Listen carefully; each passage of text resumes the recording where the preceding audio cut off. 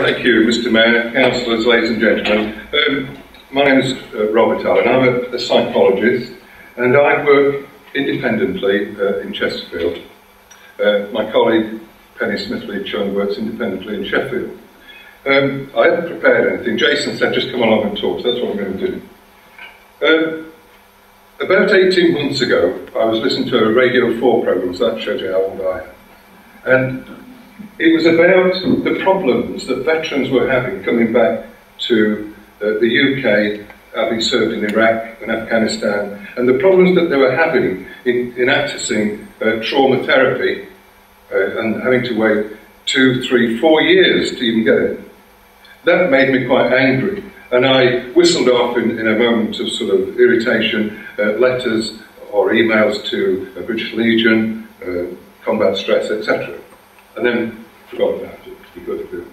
Until about a year later, I got an email from Jason and said, "Thank you for your kind offer, can we come and see you?"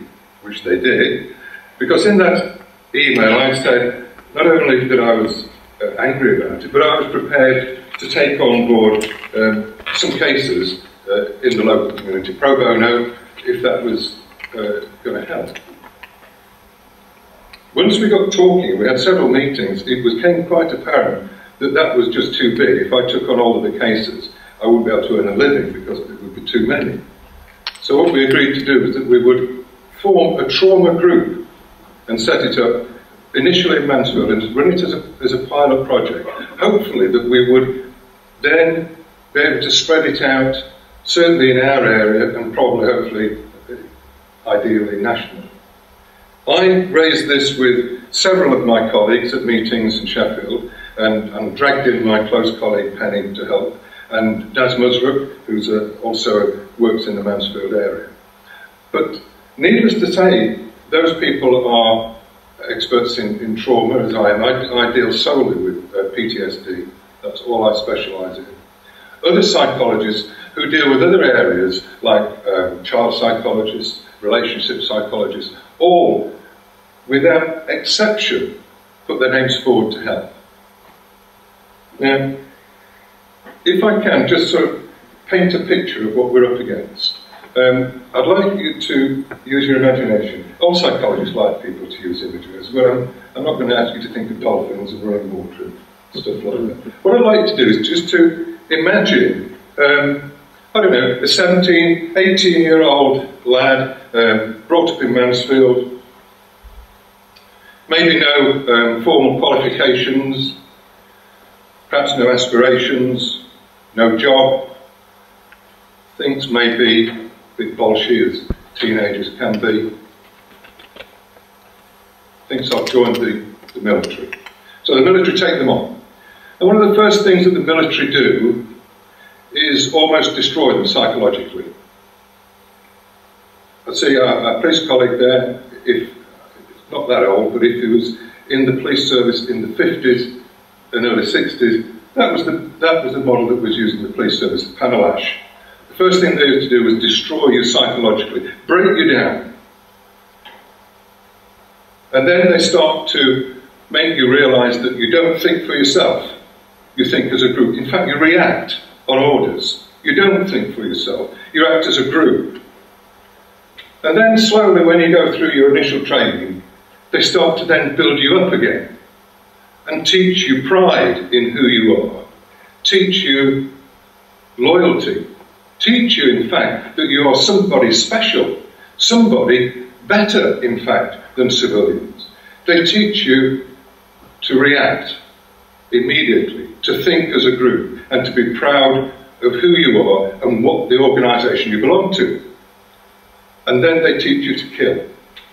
Because essentially, that's what our armies are meant to do. If you boil it down, they teach people to kill other human beings. And then they take this 18-year-old lad, who's probably never been much further than Ibiza, to some far-flung place like Iraq, Afghanistan, Somalia, Bosnia, and they're experiencing things which you or I have never seen. Horrors, experiences, death. And, you know, the military culture, like the police culture, like a lot of other cultures, are very macho cultures. And you could go to the MO and you could say, I've got a headache, I've got a sprained wrist, but you can't go to the MO and say, I'm bothered about images that keep coming into my mind. I'm bothered about nightmares. I'm bothered about always feeling that something dreadful is going to be happening to me, so that I'm watchful, I'm alert all the time, I can't sleep. You don't say that, because if you do, then you're regarded as something less. So, to the military, it's okay. And there was a recent piece of research that came out that said PTSD is not really a problem in this country, it's more alcohol. Well, I would suggest to you that that piece of research was flawed, because what soldiers do to cover the effects of PTSD is to drink, because it's part of the culture. So alcohol is a problem, but it's a symptom of deeper rooted problems. So then what happens? They finish their tour of duty, they've done all of this training, and you would think after building people up like that, there would be an equal period of time where they reintegrate them back into society. And as I understand it, I'm not ex-military, but as I understand it, that is very basic. They give them a few days in Cyprus or wherever and say, okay, back you go into society. So this 17, 18-year-old lad is now 30 and he's dropped back into Mansfield. Still with that group thing, still with that frame of mind. And with psychological problems, perhaps. It doesn't happen to everybody. I mean, lots of soldiers come back and they can reintegrate back into society, but lots do not. And so what happens? They find that they don't quite gel with society any longer. They're different. They've been taught that they're different. So what do? They turn to drink, because that's what they've traditionally done. They may even turn to drugs. People who are suffering from post-traumatic stress disorder are very, very difficult people to live with because of all of the symptoms. So their relationships break down. They can't hold down a job. They get in trouble with the police. They get a criminal record, so they can't hold down a job any longer. They lose the house, etc., etc. They become homeless. And they become a problem to society. Whereas in actual fact, it is society that's actually let them down.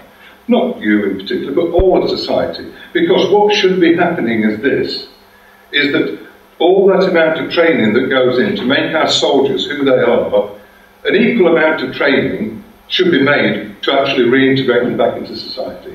And that's not happening. So what are we doing? We've now set up this group. We had a few hiccups setting it up. A bit longer, in fact, than what we had hoped, but we've got a small nucleus now. We are actually able to take on board one or two more over the next few weeks, because what we're doing is we're starting a trauma therapy group to try and address some of these problems, these psychological problems. But that group, once it's formed and once it's cohesive, obviously we can't accept anybody else in, and other people are going to have to wait, hopefully, till the next group, and hopefully we can spread it around. And this, obviously, as I said, is a pilot, so we're looking, obviously, for success with it. But not only are we looking to address some of the trauma problems and the anger problems, we're also looking to help them with their thought processes and their belief processes, which are a block to help them reintegrate into society. Because as I've said to them, unfortunately, it is you that's out of step. The rest of society operates in this muddle of a way. We don't jump to things. Things are not done by the book. Things just don't work like that. And unfortunately, it is you that has got to fit back in with us, not the other way around. So part of the group is not only to deal with psychological problems, it is an effort to actually help them reintegrate and detrain them and get them back to working members of society. So what we're looking for, obviously, is within that process that we get support from the rest of the sort of official groups within society. I know Jason's done a tremendous amount of work, and we've already got lots of other people who we can call on, and we've also got lots of other people who we can then refer on to, hopefully. So that's what we're doing. It's very much in its early stages. We hope this is going to be a successful pilot project, because what we're hoping for is that this can now be replicated not only in Mansfield but in the rest of Nottinghamshire, Derbyshire, South Yorkshire, and hopefully the rest of the country. Thank you very much.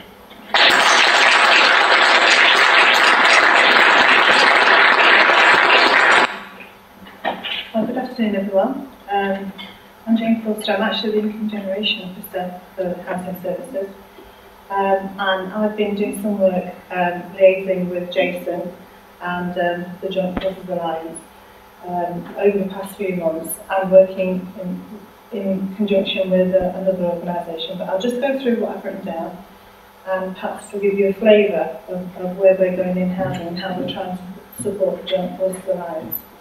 Over the last 12 months, the Housing Service has been working with the Joint Forces Alliance to fulfil the commitment that was made when the Charter was signed last year. Currently, housing staff are working to support the Joint Forces Alliance to form a working partnership with an organisation called the Trees Group, in order that work can start on small-scale regeneration projects.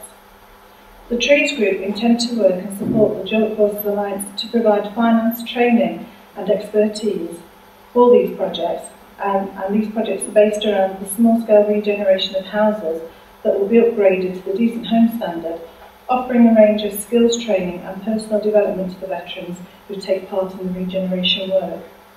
Once completely upgraded, it is anticipated that these properties will provide some of the veterans an opportunity to rent a good quality home.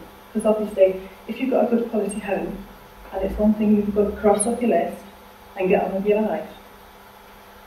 So, alongside these projects, the work of Chris Terode, our homeless resettlement worker, who works in our temporary accommodation. Chris is a veteran himself. He is uniquely placed to understand and empathise with veterans who have been supported by our services.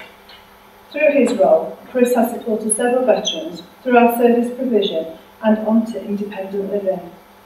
He achieved this by using his skill and his experience, and by working in partnership with the Royal British Legion and many other statutory agencies. Resettlement involves ensuring that a smooth transition from supported accommodation into sustainable living.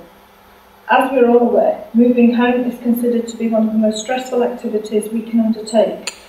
For vulnerable groups, such as veterans, this can be even more difficult due to the complexity of their needs.